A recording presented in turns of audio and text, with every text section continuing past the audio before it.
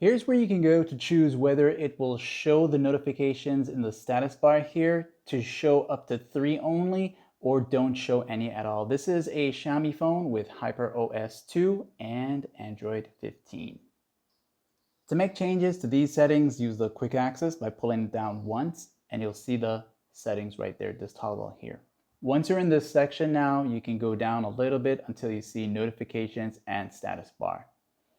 As you tap on that here, you'll see these different options. And you want to go down to the status bar section. You'll see status bar here, and you'll see number of notification icons shown. So once you tap here now, you'll see whether it's 3 of them. So it will give you a maximum of 3 to show, or just one of the most recent one here, and it'll show you one now.